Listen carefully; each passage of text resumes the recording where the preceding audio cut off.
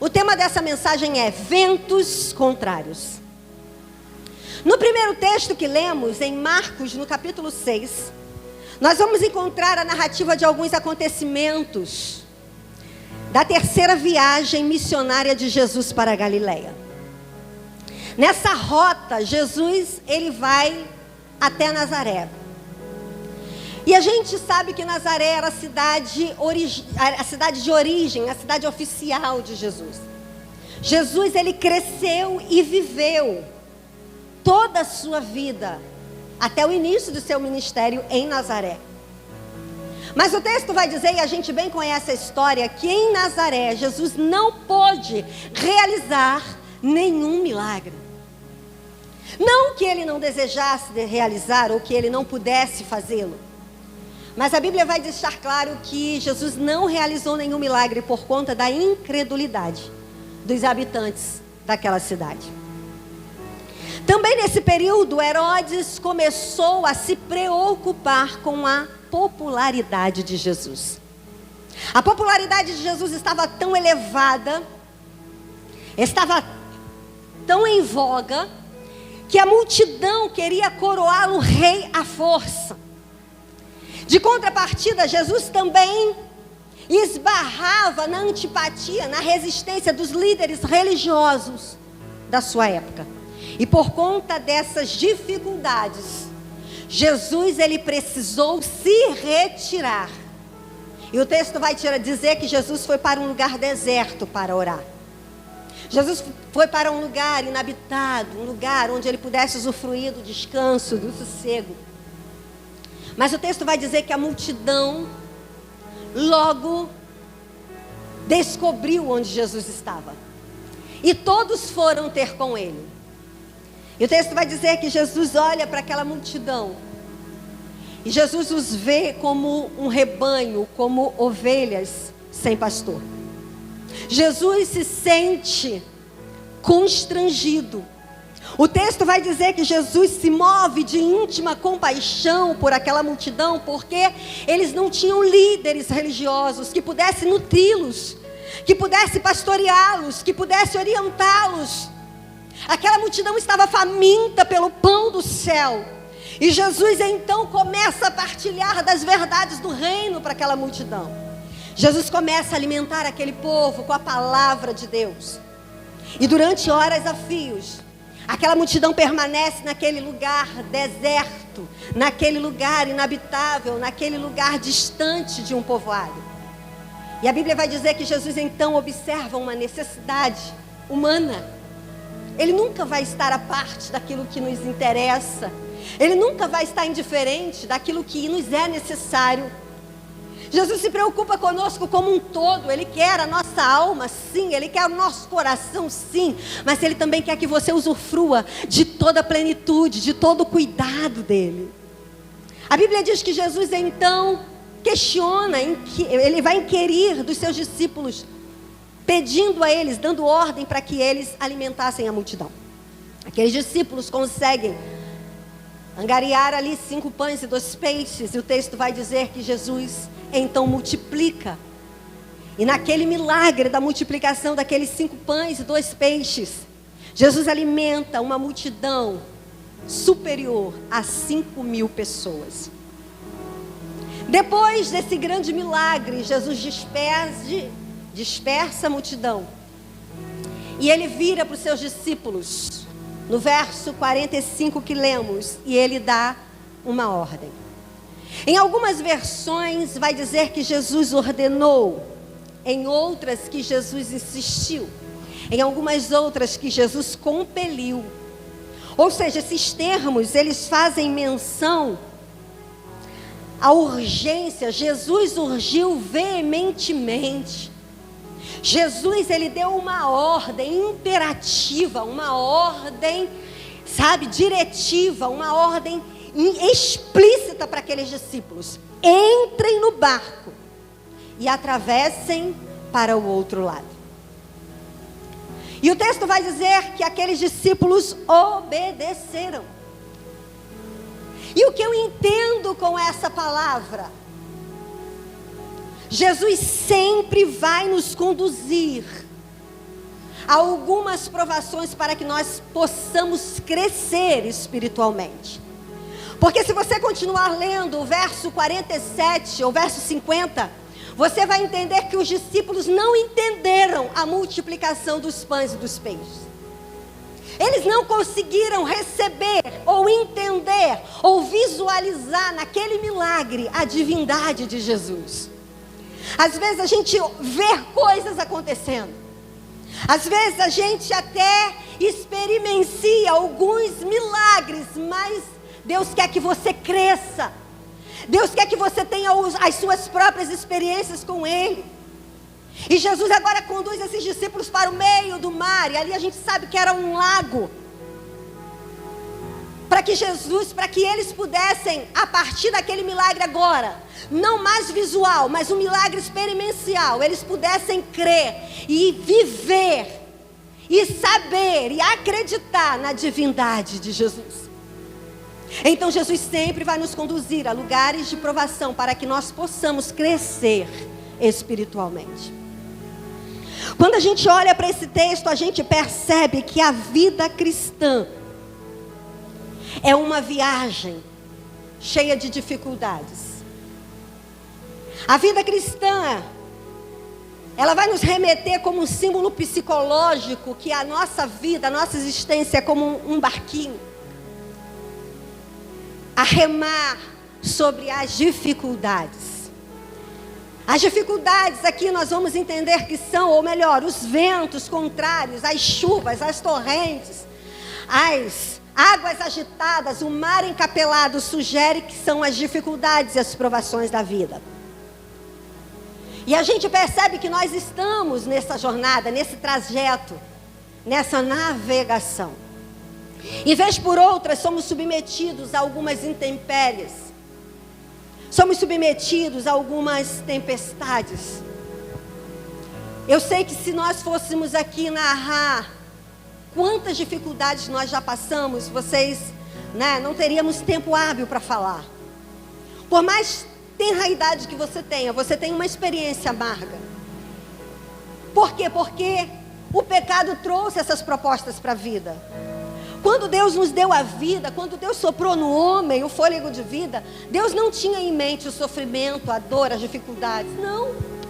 O homem vivia, usufruía da vida plena de Deus, da vida, extraordinária, daquela vida além da medida, da vida abundante. Mas quando o homem peca, o homem traz para a vida, para essa vida abundante de Deus, toda sorte de males. Então eu entendo que a origem dos problemas, das dificuldades, das tormentas, ainda é o pecado. Satanás, ele veio com esse intento para roubar essa vida abundante de Deus em nós. Para roubar a alegria, o contentamento, a gratidão, a celebração, a intimidade, a proximidade. Satanás veio para roubar isso. E Jesus vai deixar isso muito claro lá em João, quando ele diz que o ladrão, a figura de Satanás, ele veio para matar, roubar e destruir.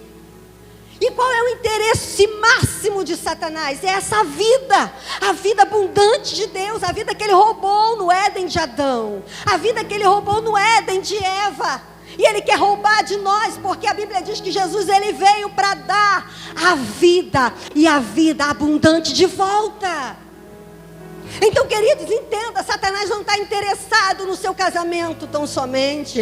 Ele não está interessado nos seus filhos, nas suas finanças, na tua saúde, não. O bem maior que ele quer roubar de você é a vida plena, é a vida abundante que Deus deu a você e a mim. E vez por outra, quando as dificuldades vêm, Satanás se apropria dessas dificuldades para te roubar a alegria, para te roubar o contentamento, para te roubar a satisfação. É por isso que nós precisamos entender que as intempéries, ela tem que nos levar para o centro do propósito e não nos tirar de lá. Em Atos, no capítulo 27, nós vamos encontrar o apóstolo Paulo passando também por uma grande dificuldade. Há momentos da nossa vida, queridos, que a luta se intensifica e nós temos vivido dias difíceis. Sim ou não? Sim ou não? Temos vivido dias difíceis. Hoje aqui alguns de nós estamos gratos, porque nenhum dos nossos talvez tenha sido ceifado por essa pandemia, mas não é a realidade de todos. Muitas famílias estão devastadas pelo luto. Muitas famílias ainda estarão. Muitas famílias estão hoje passando pela crise financeira, desemprego, quebra de empresa, e outras tantas ainda passarão. Nós estamos sujeitos, todos nós. A gente leu um texto aqui que fala sobre 2 construtores, o imprudente e o sensato. O imprudente, ele construiu a sua casa sobre a areia, mas ele também construiu algo. O outro construiu a sua casa mais solidificada, com alicerces sobre a rocha. Mas o que a gente entende? Que tanto para um quanto para outro, o dia mau chegou. E o dia mau chega para todos nós. Os ventos contrários sopram em todas as residências. Agora, o que vai manter a sua casa de pé, o que vai definir a sua permanência, são as bases que você tem construído a sua fé. São as bases que você tem construído a sua família, a sua casa, o seu ministério. É isso que vai manter a sua casa instável, inabalável, irremovível. E esse texto vai nos mostrar em Atos 27, que houve um momento na vida de Paulo que o nevoeiro cegou. O nevoeiro impedia a visão da tripulação que guiava a embarcação de Paulo. Paulo estava agora em Atos 27, obedecendo uma ordem, cumprindo um propósito. Paulo estava indo para Roma. Não do jeito que ele talvez tivesse planejado, porque o controle da nossa vida e a forma como age em nossas vidas, quem determina é o Senhor. A gente só precisa se colocar no querer dEle, no centro da vontade dEle. Eu tenho entendido, através de algumas tempestades que eu tenho vivido, que a minha existência nessa terra não tem a ver comigo, não tem a ver com a minha vontade, não tem a ver com os meus sonhos, não tem a ver com as minhas metas, não tem a ver com os meus propósitos, tem a ver com o propósito de Deus. Ele me colocou aqui para um propósito maior do que constituir família, maior do que ter uma profissão, maior do que ter um ministério, maior do que ter amigos, do que ter pessoas. O propósito que Deus me colocou aqui tem a ver com a vontade dEle, tem a ver com o reino dEle, tem a ver com o querer dEle, e não a ver comigo. O apóstolo Paulo estava vivendo essa realidade, ele estava dentro de um propósito, ele estava indo para Roma. O sonho, dos desejos do coração de Paulo era Roma, era ir para Roma. Paulo viveu uma vida ministerial sem conhecer Roma. Ele escreveu uma carta aos romanos sem nunca ter ido lá.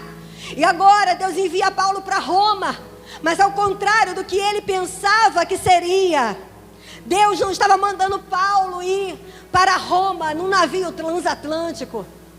Não era uma embarcação de primeira linha, não era um clima favorável, não. Deus estava mandando Paulo para Roma como prisioneiro. Deus estava mandando Paulo para Roma para morrer, para encerrar a carreira dele lá em Roma. Mas Paulo tinha uma visão clara do destino que ele precisava chegar.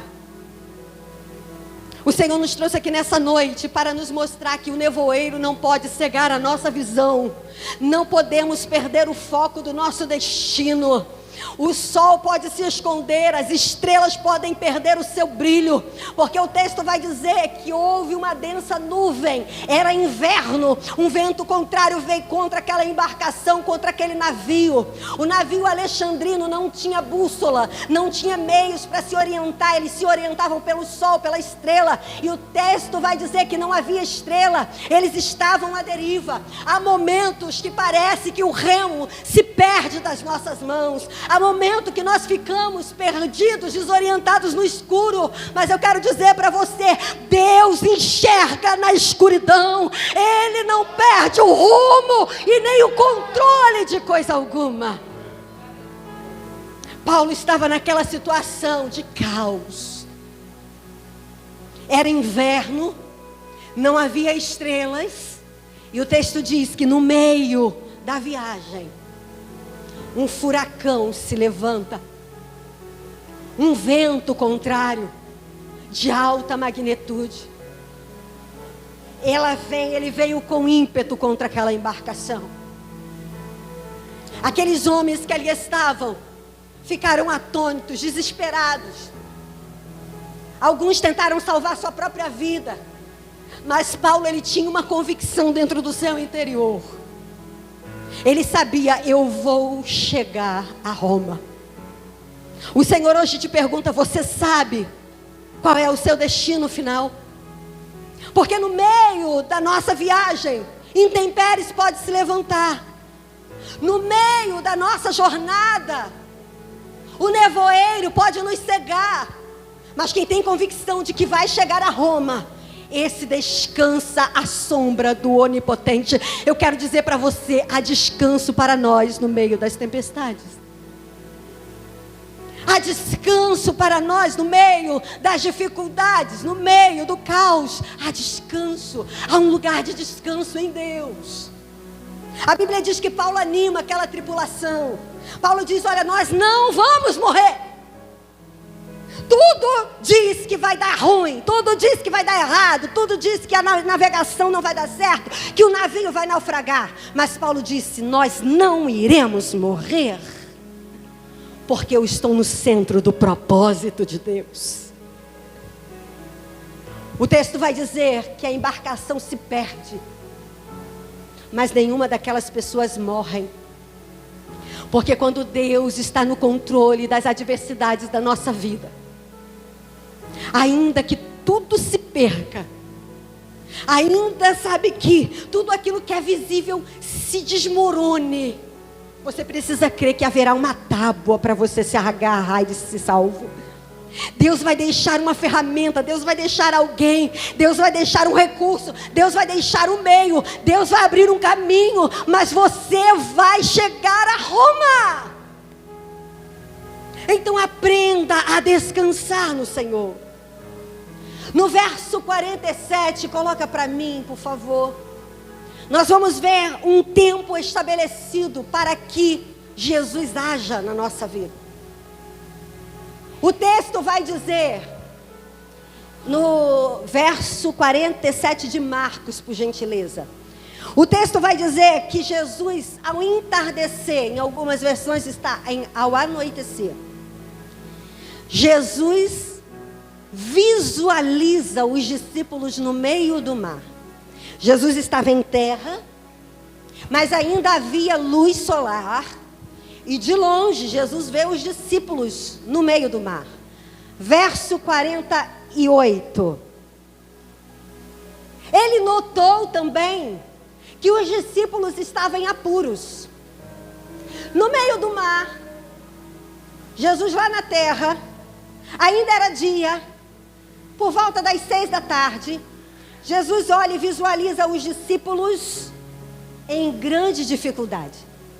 Eles estavam remando com muita dificuldade, porque o vento era contrário. Preste bem atenção. Quando Jesus olhou e viu os discípulos, era 6 horas da tarde. Mas olha como o texto conclui, o versículo conclui. Em plena madrugada, Jesus vinha em direção deles. Ele sempre tem a hora certa de agir. Não é porque você não está vendo ele vindo, que significa que ele não esteja vendo. Não é porque você ainda não viu a solução, que Deus não esteja atentando para a sua dificuldade. Ele está vendo você remando com dificuldade. Ele está vendo que você está no meio de uma tempestade, no meio de um vendaval. Mas o tempo dele não é o nosso tempo. Jesus só foi ter com os discípulos às 3 horas da manhã. A 4ª vigília da noite. Então entenda, não é no teu tempo, não é no meu tempo, é no tempo dele. Mas o que importa é saber que ele vai chegar. O que importa é saber que ele está me vendo. o nevoeiro pode me cegar, mas a Bíblia vai dizer que todas as coisas estão patentes aos olhos daquele que é todo poderoso, daquele que enxerga no escuro, daquele que nos vê em meio às lutas, às adversidades.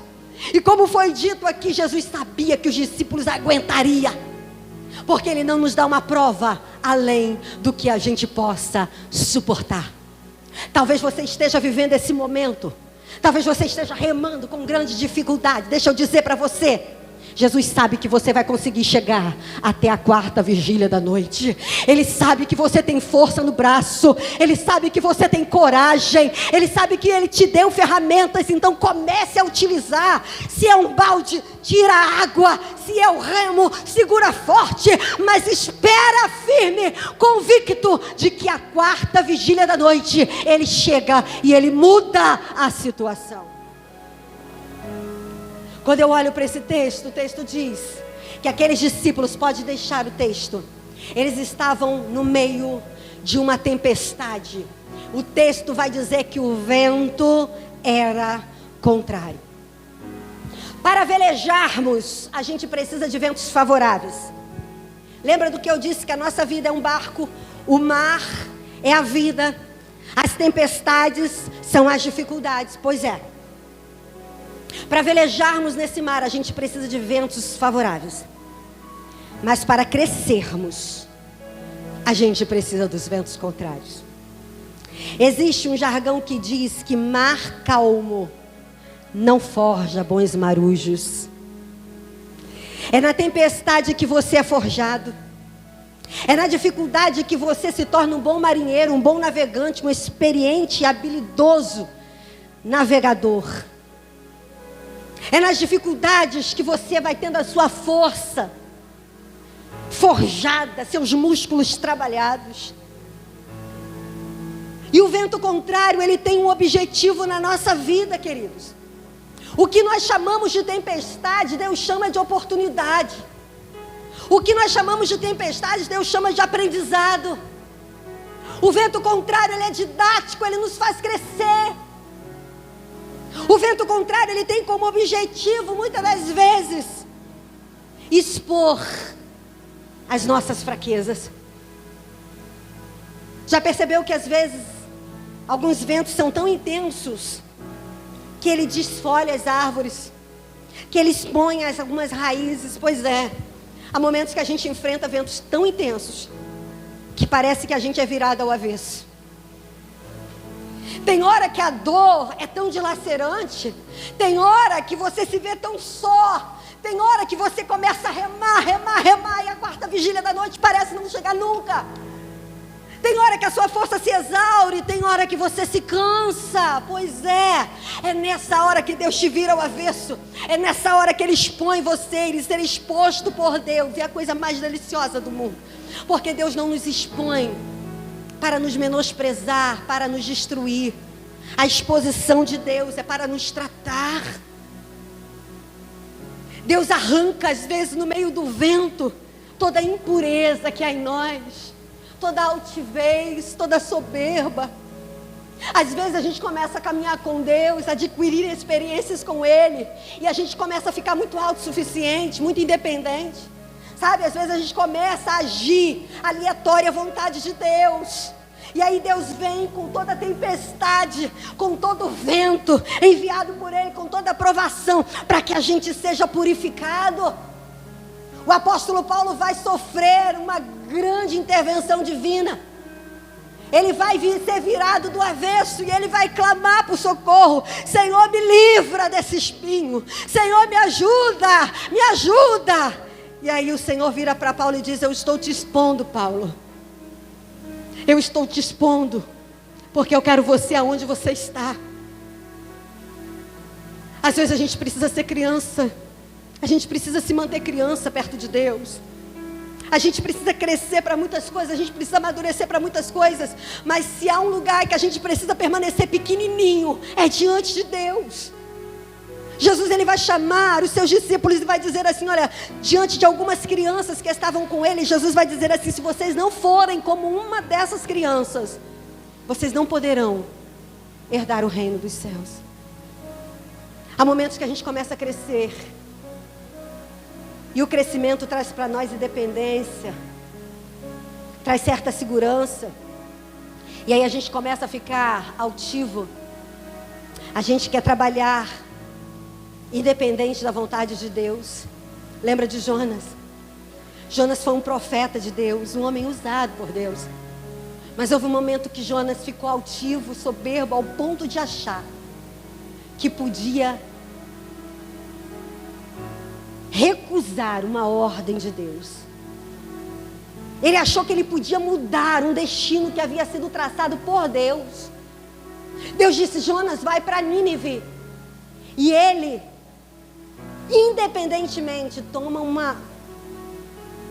um transporte em direção oposta para Tars. E aí a gente vê que Deus envia uma grande tempestade. A tempestade tem como objetivo nos trazer para o centro do propósito de Deus. A tempestade tem como objetivo demonstrar a nossa fraqueza, porque quando o apóstolo Paulo gritou lá por socorro, quando ele foi exposto, quando ele foi virado ao avesso, quando ele reconheceu que ele não podia se ensoberbecer pelas coisas que ele vivia e via, Deus disse: agora você está pronto. Eu te expus até onde eu queria que você fosse exposto, porque o meu espírito, Paulo, se aperfeiçoa na sua fraqueza. Diante de Deus a gente precisa ser pequenininho e frágil. Diante de toda essa luta que eu tenho enfrentado, que eu enfrentei, que eu tenho vencido, eu me percebi grande demais.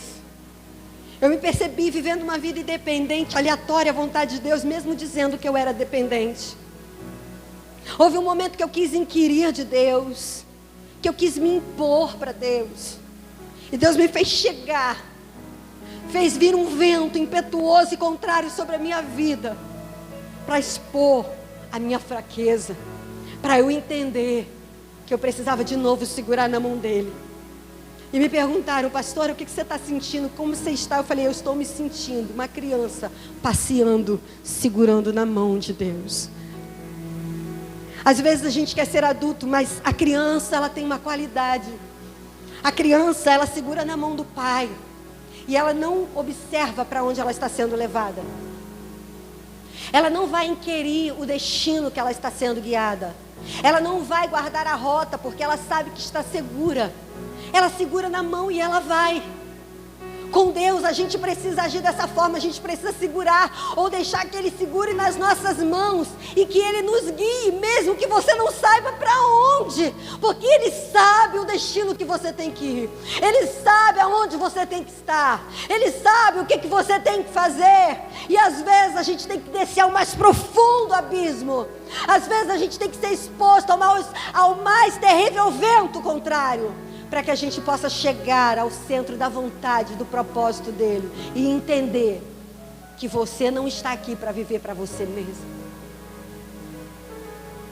Quando a gente vê essa verdade aqui, a gente percebe que o vento contrário, ele tem como objetivo extrair de nós daquilo que nós temos de melhor.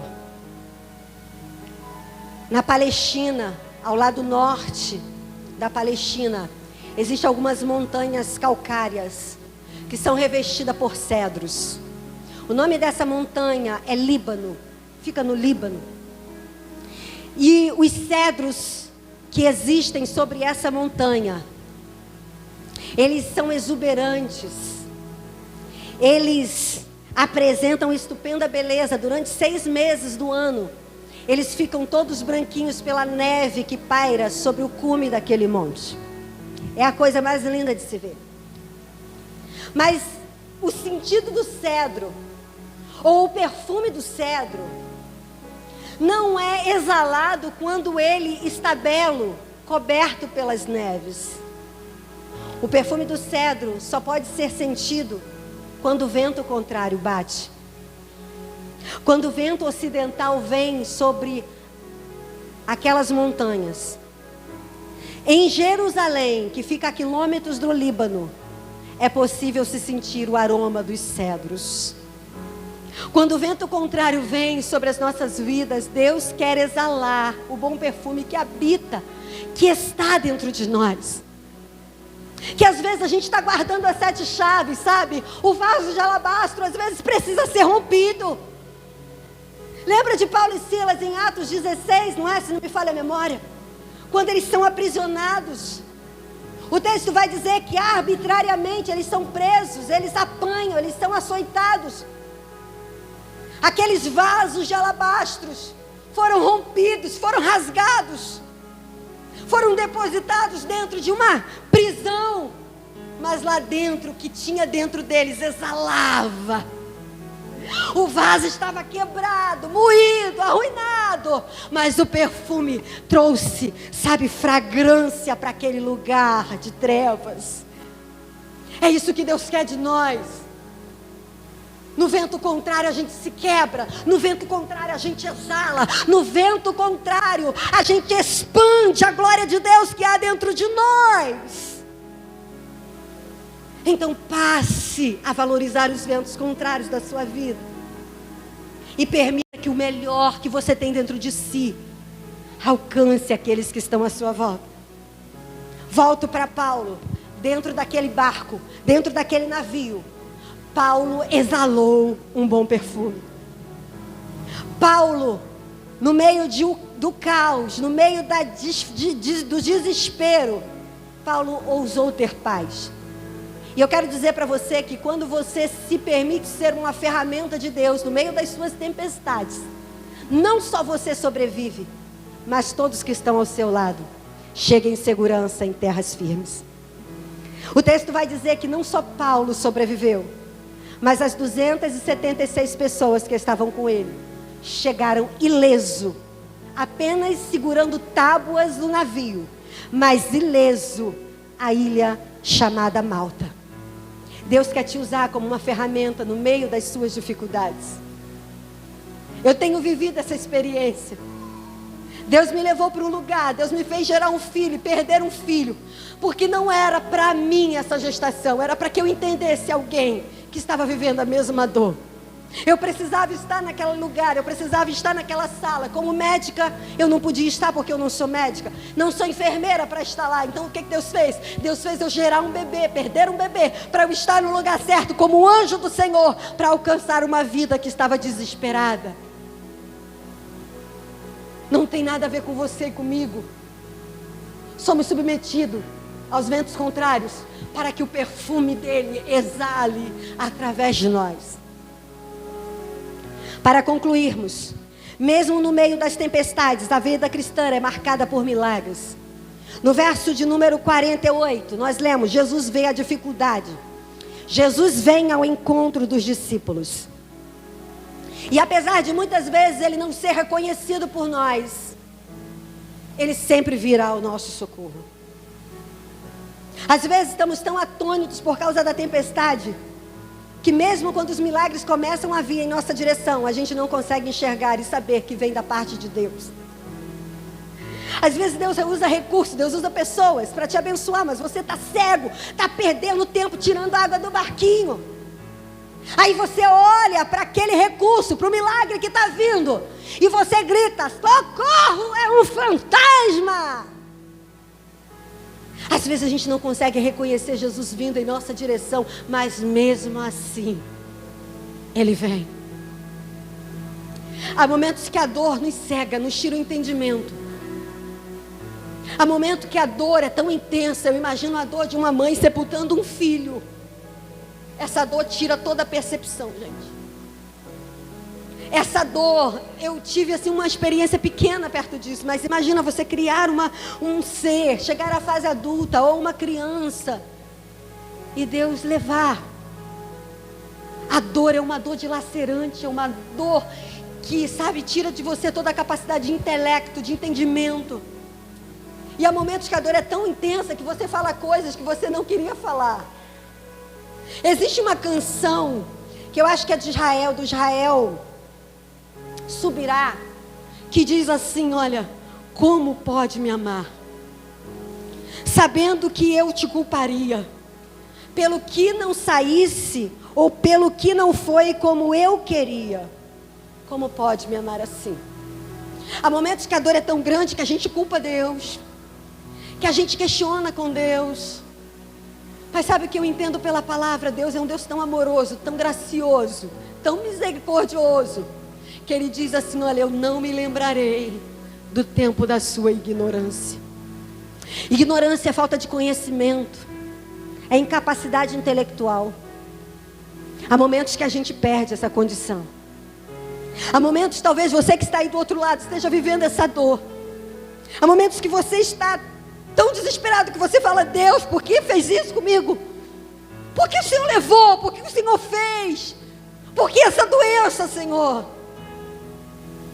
E aí a gente murmura, a gente reclama. Mas o amor dele é tão intenso que ele diz assim: olha, eu sei que a dor te cegou, mas eu não vou lembrar do tempo da sua ignorância. Ele estende para nós a sua misericórdia. Ele estende para nós a sua graça. E o verso 51 vai dizer que Jesus entra dentro do barco. Jesus não pronunciou uma palavra. Às vezes a gente quer formatar o modo de agir do Senhor. Os discípulos haviam tido uma outra experiência anterior, quando uma tempestade vem contra eles. E Jesus estava dormindo na proa do barco, ou na polpa do barco. E o texto vai dizer que eles acordam Jesus. Jesus se levanta, Jesus dá uma palavra de ordem ao vento. Jesus dá uma voz de comando ao mar. E tudo se transforma em bonança. Mas nesse texto, nessa ocasião, o texto diz que Jesus apenas entrou no barco. O silêncio de Deus também é trabalho. Às vezes a gente quer ouvir o bradar dos céus, mas é no silêncio que Ele muda a nossa história.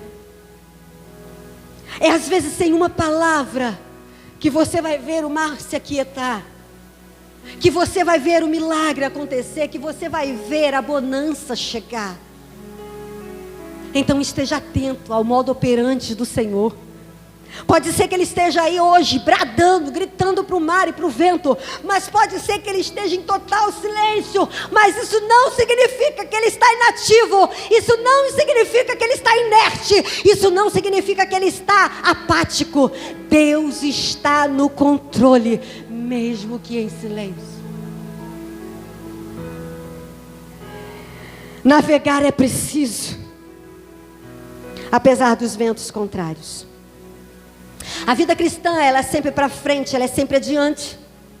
Em Êxodo, no capítulo 14, diante de uma improbabilidade, um mar à frente, Faraó atrás, o povo angustiado, Moisés pergunta a Deus: e agora, Senhor, o que faço? E Deus diz: Moisés, o que você tem nas mãos? Sempre Deus vai deixar algo nas suas mãos, querido. Deus sempre vai te munir de uma ferramenta para você vencer a tormenta. Deus sempre vai te dar uma arma para você vencer o inimigo.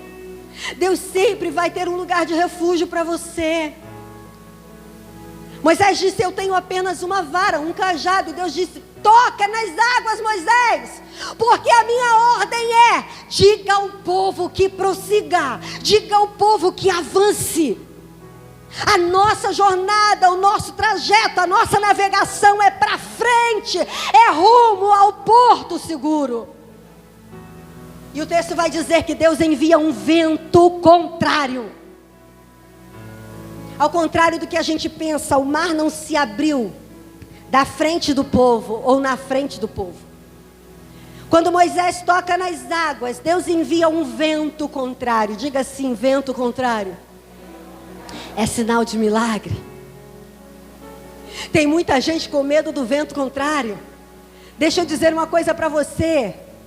Muitas vezes o vento contrário está vindo para abrir caminhos para você passar. A Bíblia vai dizer, a história vai narrar que o vento contrário começou a abrir o mar do outro extremo. E durante toda a noite aquele vento veio abrindo o mar. O povo aqui não estava vendo nada, só sentindo o vento contrário. Tem momentos que a gente só sente o vento, a gente não vê. Mas Deus está abrindo caminhos. Quando amanheceu o dia, o mar estava aberto.